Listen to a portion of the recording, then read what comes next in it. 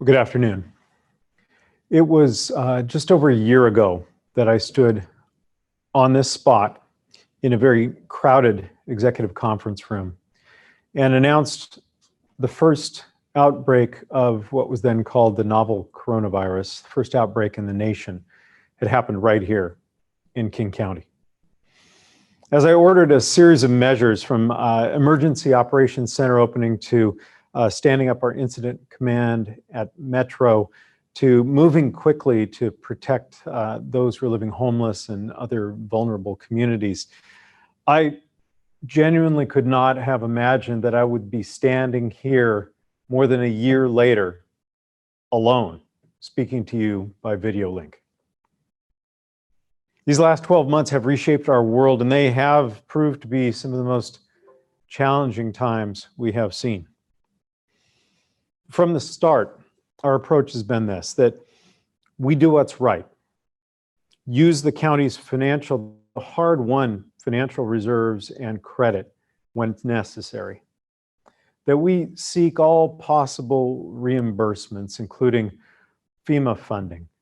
But importantly, that we do not wait for others to ride to the rescue. From the beginning, we knew there were too many lives at stake to be constrained by conventional thinking. When federal resources finally began to flow, we put together the first of what proved to be 6 successive COVID spending plans that I have submitted to the King County Council over the course of the last 12 months. We're tremendously grateful to Governor Inslee, to our state legislature, for providing some very specific aid like rental assistance and other vital housing assistance that enabled people who lost their jobs during COVID to stay in their homes. For the balance of the funds, we have faced the task of allocating resources, not just to end the pandemic, but to get people through the economic upheaval that the pandemic brought, and to create the conditions for recovery, create a community that's better than the one we had before, one where every person has the opportunity to fulfill their potential, to thrive. At King County, we pushed boundaries. We set the standard. We achieved results that were among the best in the United States. The New York Times determined that if others had followed our model, the nation could have avoided more than 300,000 coronavirus deaths. The American Rescue Plan presents a major turning point in the history of this disease and our nation. It's a product of a new administration and a new Congress, and it represents a new approach and the dawn of new, competent, responsible federal leadership. Of the $1.9 trillion federal package, King County will receive $437 million in flexible funds.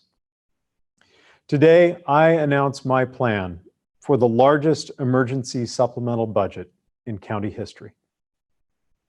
This $600 million package includes those Rescue Act dollars and also FEMA reimbursement funds and resources from the county general fund.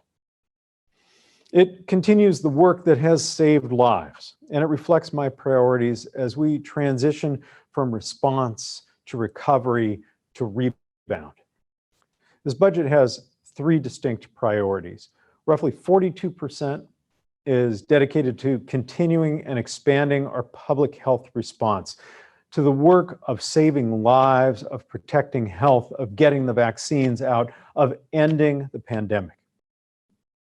About 33% will support a community that has been battered by a year of crisis.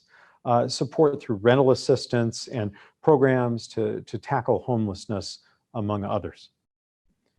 And about 22% will be aimed at bringing back and creating jobs for people who've struggled during this crisis, of building that new community, that new normal with opportunity for all. Let me go through each category. I have included first $253 million to continue our public health response and to speed vaccinations as soon as the vaccines become available. We'll be able to deliver up to 300,000 shots per week. That is triple what's being delivered today. As part of our public health priority, I want to highlight a $5 million investment that I mentioned earlier in the week, an investment from our Office of Equity and Social Justice to support community-driven strategies aimed at reducing hate and bias. We need no reminder about the importance of this work, but I want to recognize the pain and sorrow in the aftermath of horrific events, acts of race-based hate that we have seen across this country, including most recently in Atlanta. The violence against Asian Americans is now rightfully called a crisis to which we must all respond. In Martin Luther King County, we will not stand for racial violence and discrimination, not now, not ever. In the category of community support, I've proposed $199 million. And that includes $100 million in additional rental assistance and $62.5 million for emergency homeless response. We'll be able to use this funding to test new approaches and bring the proven approaches to scale. We're going to harness the same urgency that we were able to bring to the COVID response at its outset and bring hundreds more people inside, people who've been living outside in some cases for years, and do so in ways that uphold individual dignity and promote health and stability.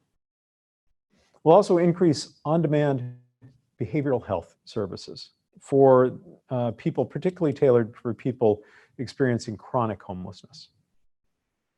These and other priorities will focus on areas where people are currently living in places that are simply unfit for habitation. And we're going to start with downtown Seattle and with unincorporated areas where the county is the local government, like White Center and Skyway. On the Seattle challenges, I look forward to working with Mayor Durkin and combining our resources and coordinating how we continue to tackle homelessness in her city. Our ability to collaborate on this work now can create momentum for our new regional homelessness authority. Now, the third category was around the recovery. And I'm dedicating $132 million to make sure that we have a recovery that works for everyone.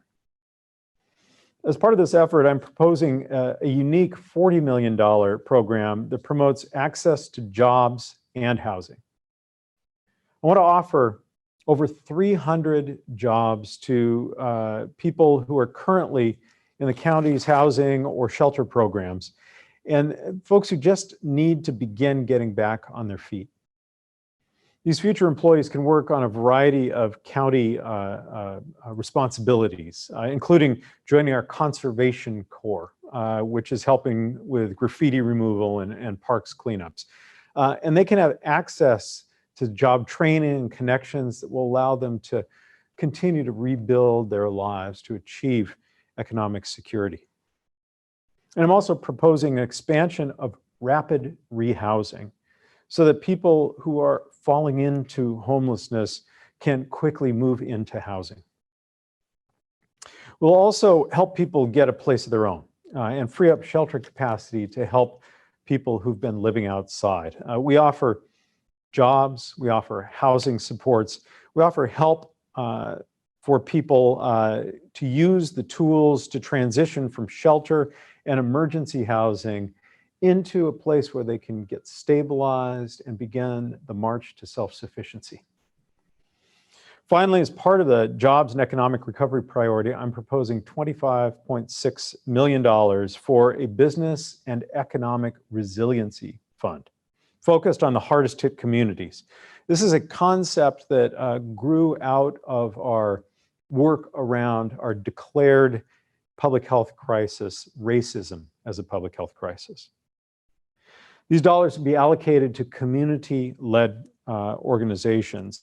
It's a community-led process that seeks to create economic opportunities for Black, Indigenous, and other people of color. Those who've faced historical barriers that are really rooted in racism, barriers to building a better life. These are the same communities that have been hardest hit by COVID.